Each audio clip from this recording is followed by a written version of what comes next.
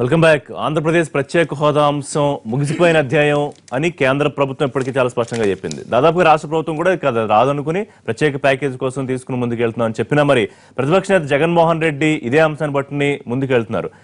రమేష్ గారు, ఇదే అంశాన్ని పెట్టుకుని ముందుకెళ్ళడం రెండు రకాలు. ఒకటి, రాష్ట్రం అభివృద్ధి చెందాలంటే పారిశ్రామికంగా హోదాయే కావాలి. రెండోది, వైసీపీ ప్రధాన రాజకీయ ఎత్తుగడ ప్రత్యేక హోదాయే. ఇది మీరు చాలా స్పష్టంగా బహిర్గతంగానే చెప్తున్నారు. ఎంపీల రాజీనామాల విషయం తెరపైకి తెచ్చి ఎట్లా ఒకవైపు లేదని చెప్తూ ఉంటే మీరు ఎందుకు దీన్నే పట్టుకుని ముందుకెళ్లాలనుకుంటున్నారు? రిషి గారు, ప్రత్యేక హోదా కావాలి, ప్రత్యేక హోదా ఆంధ్రుల హక్కు అనేది అంటే ఇదే నినాదాన్నో లేకపోతే ఇదే అంశాన్నో పట్టుకుని ముందుకెళ్తున్నామంటే ఎంత బలమైన కారణం ఉంటే, అంటే ప్రత్యేక హోదా అనేది మన రాష్ట్రానికి 5 కోట్ల మంది ప్రజలకి మన పిల్లల భవిష్యత్తు అని చెప్పేసి మొదటి నుంచి చెప్తా ఉన్నాం. ప్రత్యేక హోదా రాష్ట్రం విడిపోయేటప్పుడు 5 సంవత్సరాలు ఇస్తానన్న మన్మోహన్ సింగ్ గారు కానివ్వండి, 10 సంవత్సరాలు కావాలి బల్లగుద్ది చెప్పిన వెంకయ్యనాయుడు గారు కానివ్వండి, 10 సంవత్సరాలు కూడా చాలదు 15 సంవత్సరాలు కావాలి అని చెప్పేసి తిరుపతి వెంకన్న సాక్షిగా చెప్పిన ఈనాటి ముఖ్యమంత్రి ఆనాటి ప్రతిపక్ష నేత చంద్రబాబు నాయుడు గారు కానివ్వండి.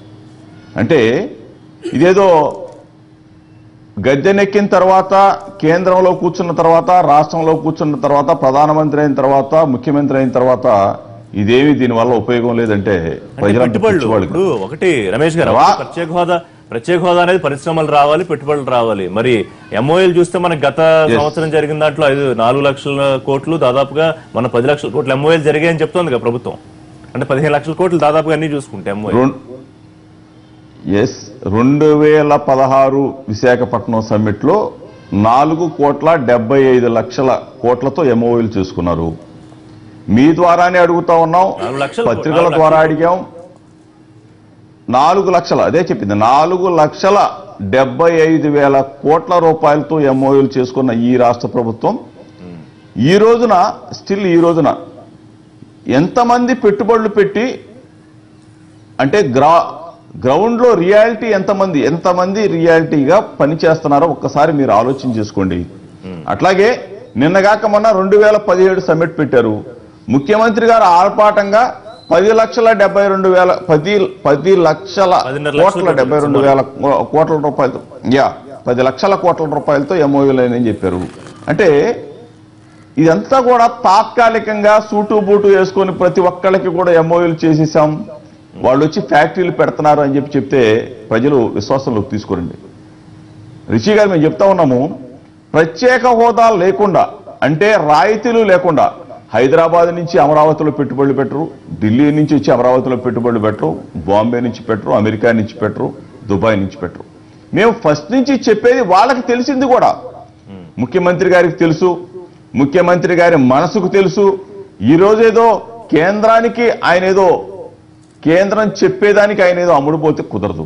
ఈరోజు ప్రత్యేక హోదా సంజీవిని అని చెప్పి ఆయన చెప్పాడు, ప్రత్యేక హోదా సంజీవిని కాదని మళ్ళీ చెప్తా ఉన్నాడు. అంటే 2 మాటలు మాట్లాడి వెంకయ్య నాయుడు గారు కూడా అక్కడ మాట్లాడి, అంటే వెంకయ్య నాయుడు గారికి తెలియకనే చెప్పారు.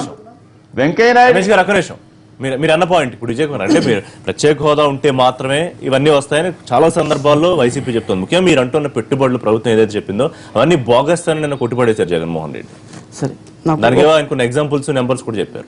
జగన్మోహన్ రెడ్డి గారు చాలా నెంబర్లు చెప్పారు. ఆయనకి ఎక్కడి నుంచి వచ్చాయో నాకు ఐడియా లేదు, కానీ మేము చెప్తున్నాము 2016 సమ్మిట్లో 4,67,000 కోట్ల రూపాయల ఒప్పందం కుదిరిన దాంట్లో ఇప్పటిదాకా సివిల్ వర్క్ స్టార్ట్ అయ్యి దాన్ని ఉత్పత్తికి దగ్గరగా ఉన్నది 38 సంస్థలు.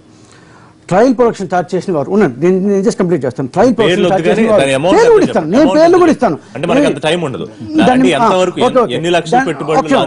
38 సంస్థలు 52,987 కోట్ల రూపాయలతో ప్రొడక్షన్ దగ్గరగా ఉన్నాయి. ట్రయల్ ప్రొడక్షన్ స్టార్ట్ అయింది 6, అవి 1,509 కోట్లు. మిషనరీ ఎరెక్షన్ స్టేజ్ లో ఉండేది 16.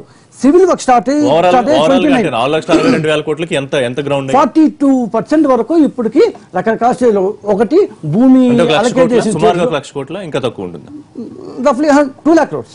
2 లక్షల కోట్లు 2 లక్షల కోట్లు. సో ఇవి ఏ స్టేజ్ లో ఉంటాయంటే ఒకటి ప్రొడక్షన్ పూర్తయ్యి దాదాపుగా వచ్చే స్టేజ్, ఇంకోటి ట్రయల్ ప్రొడక్షన్ స్టేజ్, ఇంకోటి సివిల్ వర్క్ స్టార్ట్ అయిన స్టేజ్, ఇంకోటి ల్యాండ్ అలాట్మెంట్ స్టేజ్, ఇంకోటి డిపిఆర్ సబ్మిట్. మీరు చెప్పే పాయింట్ ఏంటి? ప్రత్యేక హోదాకి పరిశ్రమలకి సంబంధం లేదు, హోదా లేకపోయినా వస్తాయి. అదే కదా మీరు చెప్పే పాయింట్. 2016లో 2014లో మేము గవర్నమెంట్కి వచ్చినప్పటి నుంచి శ్రీ సిటీలో వచ్చిన 14 జపనీస్ కంపెనీలు, గమేష నెల్లూరు, తారకేశ్వర సిరమిక్స్ చిత్తూరు ఉన్నాయి. ఎంత పేర్లు అవుతాం, విన్నమని చెప్పండి వాళ్ళని. సుజలాన్, అంతపురు, అపోలో, నాకు ఒక్క నిమిషమే, నేను ఒక్క నిమిషం ఎక్కువ చూసుకోను. Apollo, Avanthi Fields, Aurobindo, Natco, Divis, Green Ply, AKR Reddy's, food park in Prakasam, Surya Roshni, Redson seamless, Isuzu Motors, Sastra Continental, Holiday Inn hotel Tirupati, Suzlon expansion, చాలా ఉన్నాయండి. నేను ఒక మాట చెప్పాను, వాళ్ళు జగన్మోహన్ రెడ్డి గారు మాట్లాడే ముందు ఒక్కసారి సీఎం డాష్ బోర్డ్ లో కానీ ఇండస్ట్రీస్ డిపార్ట్మెంట్ డాష్ బోర్డ్ లో కానీ పోతే నేనేమి ఎక్కడి నుంచి చాలా ఇవన్నీ రాత్రి నేను దీంట్లో సమాచారం లేకుండా కేవలం రాజకీయ విమర్శలే చేస్తున్నారు. ఆ పాయింట్ తర్వాత మేము చెప్పే పాయింట్ ఏంటంటే రమేష్ గారు వాళ్ళ పార్టీ కానీ వాళ్ళు వస్తే మేము తీసుకుపోయి చూపిస్తాం, తీసుకుపోయి చూపిస్తాం.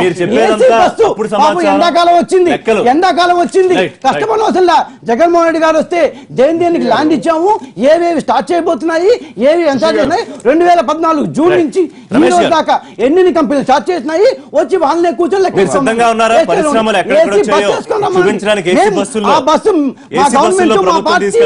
ఇది భరిస్తుంది, మా గవర్నమెంట్ కానీ పార్టీ భరిస్తుంది. రమేష్ గారు, రిషి గారు ఇండస్ట్రీస్ ఎక్కడ వచ్చినాయో చూపిస్తామని చెప్తా ఉన్నారు. మేము ఒకటే క్వశ్చన్ చేస్తా ఉన్నాం. ప్రత్యేక హోదాని తుంగలో తొక్కారు, ఎంఓఏలు కుదుర్చుకున్నారని చెప్తా ఉన్నారు. మాజీ స్పీకర్ మనోహర్ గారు మిమ్మల్ని క్వశ్చన్ చేస్తే ఆయన తీసుకొని సంవత్సరం దాటిందండి, ఆయన తీసుకొని సంవత్సరం దాటింది. ఆ చిత్తుకాయ మీరు ఇంకా ఆ చిత్తుకాయ పట్టుకోండి. ఆర్బీఐ ఇప్పుడు ఒక్క క్షణం, RBI reserve bank of India ఖర్చు చెప్పింది 2016-17 లో 1,23,000 కోట్ల రూపాయలు భారతదేశంలోకి వస్తే దాంట్లో 23,000 కోట్ల రూపాయలు ఆంధ్రదేశంలోకి వచ్చాయని ఆర్బీఐ డేటా ఉంది. నేను ఇందాక చెప్పిన 2016 సమ్మిట్ లో ఇప్పుడు ఎఫ్డీఐ వేరే, ప్రభుత్వం చాలా కాన్ఫిడెంట్ గా చెప్తుంది. ఒక నిమిషం, మీరు నాలెడ్జ్ లేకుండా మీరు చెప్పేవన్నీ దొంగ లెక్కలు, మిమ్మల్ని తీసుకెళ్తాం ఏసీ బస్సులో చూపిస్తామని చెప్తోంది. వెళ్ళడానికి సిద్ధంగా ఉన్నారా? వెళ్ళిన తర్వాత చూసిన తర్వాత మళ్ళీ మనం డిస్కస్ చేసుకోవచ్చు. ఎక్కడికి రమ్మంటారు చెప్పానండి, నేను చెప్తాను సార్, ఒక్కో పేరు చెప్తాను. రేణిగుంటలో కార్బన్, రేణిగుంటలో కార్బన్ లావా దగ్గర నుంచి, ఆస్పిరా దగ్గర నుంచి, చిత్తూరులో వచ్చిన పెచ్చి దగ్గర నుంచి ఒక్కొక్కటి రమేష్ గారు నేను పేర్లు చెప్తున్నాను. ఎన్టీవీ ద్వారానే వెళ్దాం, ఖచ్చితంగా నేను పేర్లు చెప్తాను. ఏ కంపెనీలు వచ్చాయి పేర్లు చెప్తాను. ఉద్యోగాలు ఇచ్చారు ఈ 3 సంవత్సరాల కాలంలో. చంద్రబాబు నాయుడు గారు వచ్చిన తర్వాత నిరుద్యోగ యువతకి ఎన్ని ఉద్యోగాలు ఇచ్చారో మీ కంపెనీల పేర్లు చెప్తున్నాను, ఊర్లు చెప్తున్నాను. మీ ముఖ్యమంత్రి గారికి మీకు ధైర్యం ఉంటే, మీకు నిజంగా నిజాయితీ ఉంటే, కమిట్మెంట్ ఉంటే నేను పేర్లు చెప్తున్నాను. ఆ పేర్లు తీసుకొని రండి, నేను తీసుకుపోతాను. మా గవర్నమెంట్ తీసుకుపోతుంది, మా ఇండస్ట్రీస్ డిపార్ట్మెంట్ తీసుకుపోతుంది. తీసుకొస్తానని చెప్పేసి మోసం చేసి ఎందుకు సార్ ఈ మాట? నేను ఊరికే ఇవంతా దాసాలు మాట్లాడుతున్నాను. నేను కంపెనీల దగ్గరికి మిమ్మల్ని తీసుకుపోతాను, పెట్టుకోమని చెప్తా ఉన్నా సార్. కంపెనీ దగ్గర తీసుకుపోతాను మిమ్మల్ని. నేను ఇంతకన్నా ఇంకేం చెప్పాలంటే రమేష్ గారు ఒక్క నిమిషం, విజయ్ గారు ఒక్క నిమిషం, రమేష్ గారు ఒక్క నిమిషం, రమేష్ గారు థ్యాంక్ యూ. విజయబాబు గారు 2 అంశాలు. ఒక్క నిమిషం మళ్ళీ వస్తా మీ దగ్గర ప్లీజ్. ప్రత్యేక హోదా మాత్రమే బ్రహ్మాస్త్రము, ఎందుకు రాష్ట్రం అభివృద్ధి చెందాలని ప్రత్యేక హోదా కావాలో మళ్ళీ నిన్న జగన్మోహన్ రెడ్డి గారు మొత్తం చెప్పారు. కాదు కాబట్టి, అది వచ్చే అవకాశం లేదు కాబట్టి ప్యాకేజ్ అని ప్రభుత్వం చెబుతుంది అనమాట. ఇందులో వాస్తవం ఏంటి, లేకపోతే వాస్తవ దూరం ఏంటి అనేది ఆలోచించుకోవాల్సిన అవసరం. రెండోది, మరి 2 లక్షల కోట్ల పెట్టుబడులు వస్తున్నాయి కదా ప్రభుత్వం చెప్తాను లెక్కల ప్రకారం హోదా లేకపోయినా. ఇప్పుడు ప్రత్యేక హోదా అనే అంశాన్ని పక్కన పెడితే ఈ రాష్ట్ర పరిపాలనలో ఇండస్ట్రీస్ రావటం అనేటువంటిది, ఇండస్ట్రియల్ సమిట్స్ పెట్టడం, వాళ్ళని ఆహ్వానించడం, వాళ్ళకి ఇన్సెంటివ్స్ ఇవ్వడం, ఇదంతా కూడా ప్రతి రాష్ట్రంలో లేదా ప్రతి దేశంలో it is a regular process అండి ఇది. అంతే తప్ప ఎవరో ఇప్పుడు మేమే చేసాం ఇది కనుకనే కాదు. కాంగ్రెస్ పార్టీ గవర్నమెంట్ లో ఇప్పుడు కిరణ్ కుమార్ రెడ్డి గారు ఉన్నప్పుడు ఇక్కడ హైదరాబాద్ లో సమ్మిట్ జరిగింది.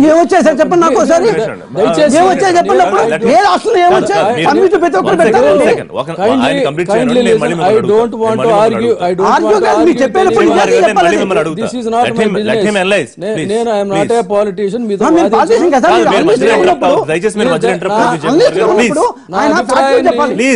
నా అభిప్రాయాన్ని ఎక్స్ప్రెస్ చేసే అవకాశం ఇస్తే మాట్లాడదా, లేకపోతే ఖాళీ కూర్చుంటా. ఇక్కడ ఇది it is a regular continuous process. ఇది అయితే దీంట్లో వాళ్ళ ఎక్స్పెక్టేషన్స్ వేరే ఉంటాయి, బట్ ప్రాక్టికల్ రిజల్ట్స్కి వచ్చేసరికి అవి రెండు కూడా ఇక్కడ టాలీ కావు. ఆ రోజున గీతారెడ్డి గారు సబ్మిట్ అయిపోయిన తర్వాత బయటకు వచ్చి మాకు ఇన్ని ఎంఓయూలు అయినాయి అని చెప్పి అనౌన్స్ చేశారు. ఆ ఎంఓయూల్లో అనౌన్స్ చేసిన వాటిల్లో వైజాగ్లో జరిగిన దాంట్లో మన జరిగిన సమ్మిట్లో ఉన్నటువంటి వాళ్ళే మళ్ళీ ఎవరు ఈ జిఎంఆర్ కావచ్చు, లేకపోతే అపోలో కావచ్చు, వగేరా వగేరా వాళ్ళు ఆ రోజున ఎంఓయూ చేసుకున్నారు. వైజాగ్ సమ్మిట్లో ఎంఓయూ చేసుకున్నారు. మళ్ళీ అగైన్ రీసెంట్గా జరిగినటువంటి దీంట్లో కూడా చేసుకున్నారు. అంటే ఎక్కడ సమ్మిట్ జరిగినా ఇండస్ట్రియలిస్టులు అందరూ కూడా వెళతారు, అటెండ్ అవుతారు. అలాగే ఇప్పుడు దావోస్ వెళ్ళామని చెప్పన్నారు. దావోస్ ఏంటంటే రెగ్యులర్గా ప్రతి సంవత్సరం ప్రపంచ దేశాలన్నీ కూడా అక్కడ 3,000 మంది ప్రతినిధులు, ఒకళ్ళు కాదు ఇద్దరు కాదు, ఆ 3,000లో మనం ఒకళ్ళం, 3,000 మంది ప్రతినిధులు అక్కడికి అటెండ్ అవుతుంటారు. 149 దేశాలు అటెండ్ అవుతూ ఉంటాయి. ఒక కంటిన్యూస్ ప్రాసెస్. ఇదంతా నేను చెప్పింది కాదు, రాయిటర్స్ అనేటువంటి ప్రపంచ వార్తా సంస్థ ఎప్పటికప్పుడు కూడా అప్డేట్ చేస్తూ ఉంటుంది. ఏ రిప్రజెంటేటివ్ 3,000 మందిలో వాళ్ళు ప్రొజెక్ట్ చేసుకుంటారు. That is a different thing. So ఆ నాలెడ్జ్ ఉన్నటువంటి పాలకులు కానీ వాణిజ్యవేత్తలు వస్తుంటారు. అయితే this is a continuous process. ఈ ప్రాసెస్లోనే ఇక్కడ ఎక్స్పెక్టేషన్ రీచ్ అవ్వలేదు ఆ రోజున గవర్నమెంట్లో. అలాగే వైజాగ్లో జరిగినటువంటి దానికి ఇది అవ్వలేదు. ఇప్పుడు వారు ఏం చెప్తున్నారంటే 43 సంస్థలు మొదలైనవి, ఇంత అమౌంట్ అన్నారు. ఇక్కడ నేను అడుగుతుంది ఏంటంటే ఎన్ని సంస్థలు ఎంఓయూ చేసుకున్నాయి, ఎన్ని సంవత్సరాలు ప్రారంభమైనాయి అనేటువంటి ఫిగర్ కూడా చెప్తే మనకి coming back to the special status. అయితే ఇక ఇదంతా కూడా ఇది రెగ్యులర్ ప్రాసెస్.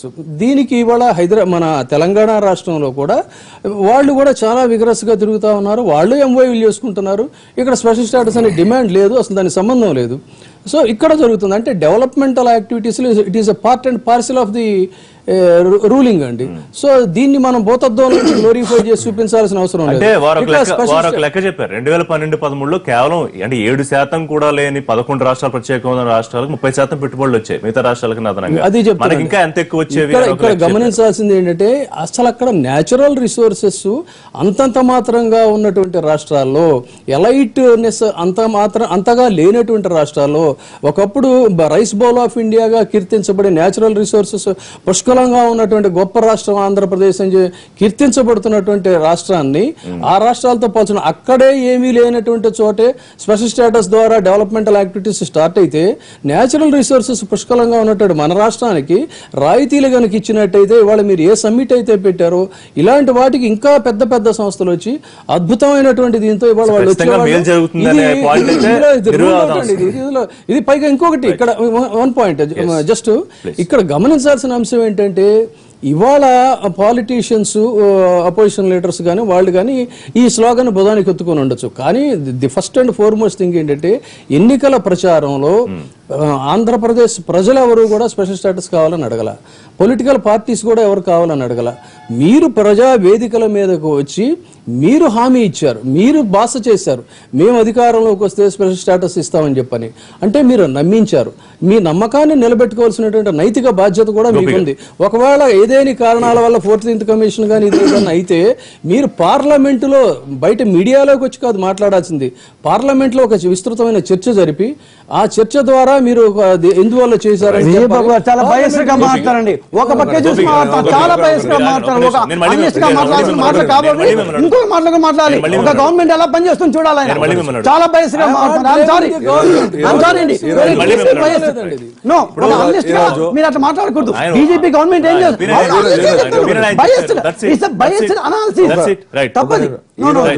ఈరోజు వైఎస్ఆర్సీపీ వాళ్ళు వెంకయ్య నాయుడు గారు పేరు తీస్తున్నారు. వెంకయ్య నాయుడు గారు లేని ఆంధ్ర రాష్ట్రాన్ని వాళ్ళు ఊహించుకోలేరు ప్రస్తుతం. ఇప్పుడున్న పరిస్థితుల్లో వారు ఆంధ్ర రాష్ట్రానికి ఎంత చేస్తున్నారు, కేంద్రంతో ఎంత పోరాటం చేసి ఈరోజు అక్కడ ఉన్న ఆంధ్రప్రదేశ్ కి ఎన్ని రకాలుగా నిధులు కావచ్చు, ఎన్ని రకాల సహాయ సహకారాలు చేస్తున్నారో అందరికి తెలుసు. ఈ రోజు వీళ్ళు మాట్లాడుతున్న స్పెషల్ పట్టించుకునేదండి, కానీ ఇంకా ఎక్కువ పట్టించుకునేలాగా అక్కడ జరుగుతున్న అన్యాయాన్ని, అంటే అక్కడ జరిగిన ఒక కొత్త రాష్ట్రానికి జరగాల్సిన నిధులు కావచ్చు, ఇంకా తొందరగా తీసుకురావడంలో, ఈరోజు ప్రధానమంత్రి గారిని తీసుకురావడంలో, వివిధ రకాల మంత్రులను తీసుకొచ్చి అక్కడ ఫీల్డ్ని చూసి, ఈరోజు ఇంకోటి 11 రాష్ట్రాల స్పెషల్ స్టేటస్ ఉందన్నారు. అక్కడ పరిస్థితికి ఇక్కడ పరిస్థితి చాలా భిన్నంగా ఉంది. అక్కడ 11% నుంచి 30% పోయి ఉండొచ్చు. కానీ ఫిగర్స్ ఎంత, ఎన్ని లక్షల కోట్లు అక్కడికి వచ్చాయి, ఎన్ని వేల కోట్లు అక్కడికి వచ్చాయి, ఈరోజు ఆంధ్రప్రదేశ్కి ఎన్ని వేల కోట్లు వస్తున్నాయి, దాన్ని చూడండి. పర్సెంటేజ్ చెప్పి ప్రజలను మభ్యపెట్టొద్దు. 11% నుంచి 30% అయినా కూడా చిన్న రాష్ట్రాలు, చిన్న ప్రాంతాలు అవి. అక్కడ ఎన్ని లక్షల కోట్లు పోయాయి.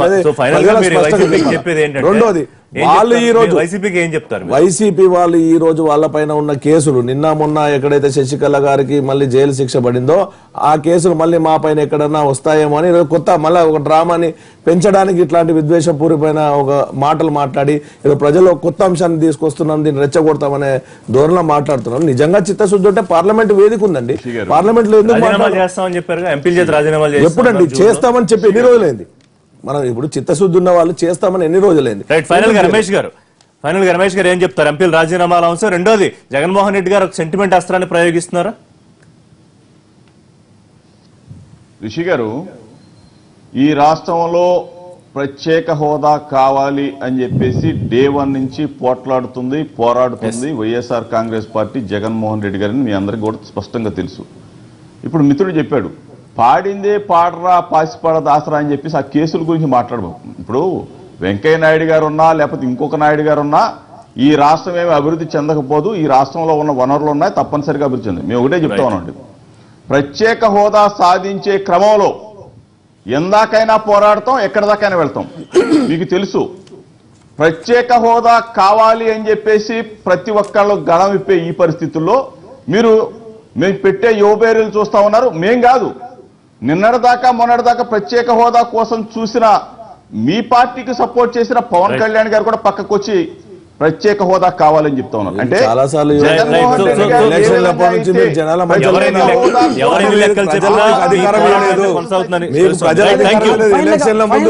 రాజశేఖర రెడ్డి గారు చనిపోయిన రోజు నుంచి మీరు రోడ్ల మీద ఉన్నారు.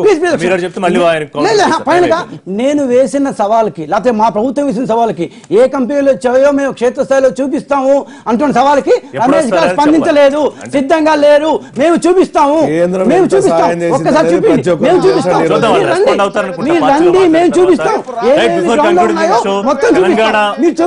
తెలంగాణ ముఖ్యమంత్రి కేసీఆర్ గారి పుట్టినరోజు శుభాకాంక్షలు తెలియజేస్తోంది తెలంగాణ సీఎం కె చంద్రశేఖరరావు గారికి ఎన్టీవీ జన్మదిన శుభాకాంక్షలు. విజయ్ కుమార్ గారు, ఆంధ్రప్రదేశ్ తరఫున, ఆంధ్రప్రదేశ్ తెలుగుదేశం పార్టీ తరఫున తెలంగాణ ముఖ్యమంత్రి కల్వకుంట్ల చంద్రశేఖరరావు గారికి హార్దిక జన్మదిన. గోపి గారు, భారతీయ జనతా పార్టీ తరఫున తెలంగాణ ముఖ్యమంత్రి కె చంద్రశేఖరరావు గారికి జన్మదిన శుభాకాంక్షలు. విజయ్, తెలంగాణ రాష్ట్రం ఏర్పడక ముందు ఒకరోజు టీవీ ఆన్ చేయగానే ఈయన ఒక భర్తృహరి చెప్పారండి. ఆరంభింపరు నీచ మానవులు విఘ్నాయాస సంతృస్తులై ఆరంభించి పరిత్యజింతురు మధ్యములు ధీరులు విఘ్న నిహన్యమానులకు నృత్యున్యోతోత్సాహులై ప్రారబ్ధార్థములు ఉజ్జగింపరుసు మీ ప్రజ్ఞానిధులు కావునని చెప్పని ఒక భర్తృహరి శ్లోకం చెప్పారు. దీన్ని ప్రాక్టికల్గా ఆచరించడం అనేది ఎవరికైనా కూడా అసాధ్యం. కానీ అంటే కొంతమంది అసలు ఏ పని చేయరు, కొంతమంది స్టార్ట్ చేసి మధ్యలో వదిలేస్తారు. ధీరులు దాన్ని అచీవ్ చేసేదాకా సాగుతారని ఒక నమ్మినటువంటి సిద్ధాంతంతో ఒక ఉద్యమ కెరటంలాగా ఆయన విశ్వసించిన ఆ లక్ష్యాన్ని సాధించినటువంటి వ్యక్తిగా, ఒక ఉద్యమ కెరటంగా ఆయనకి నేను జన్మదిన శుభాకాంక్షలు తెలియదు. రమేష్ గారు, రిషి గారు, చాలా మంది అంటే చరిత్రలో చదువుకున్నాం, కానీ అంటే స్వతంత్ర పోరాటంలో భారతదేశం కోసం స్వతంత్ర పోరాటంలో పోరాడి అసువులు బాసిన చాలా మంది గురించి చరిత్రలో చదువుకున్నాం. అంటే మన వయసులో, మా వయసులో పోరాట యోధుడు అంటే ఎట్లా ఉండాలి, పోరాడి సాధించగలగాలి అంటే చంద్రశేఖరరావు గారి లాగా ఆయన ధీరోదాత, ఆయన ఒక విషయాన్ని పట్టుకున్నా దాన్ని సాధించే దిశగా ముందుకు వెళ్లే విధంగా చంద్రశేఖరరావు గారు చేసిన అంటే ఆ పోరాటంలో అలుపెరగని పోరాట యోధుడు కల్వకుంట్ల చంద్రశేఖరరావు గారికి ఎన్టీవీ ద్వారా ప్రత్యేకంగా పుట్టినరోజు శుభాకాంక్షలు తెలుపుకుంటూ ఆయన 100 ఏళ్లు వర్ధిల్లాలని చెప్పేసి భగవంతుని ప్రార్థిస్తూ ఉన్నాం. థ్యాంక్ యూ రమేష్ గారు, థ్యాంక్ యూ విజయబాబు గారు, థ్యాంక్ యూ గోపి గారు, థ్యాంక్ యూ విజయ్ కుమార్ గారు. ఇది వాళ్ళ లైవ్ షో. లైవ్ షోలో తిరిగి కలుద్దాం. Keep watching NTV.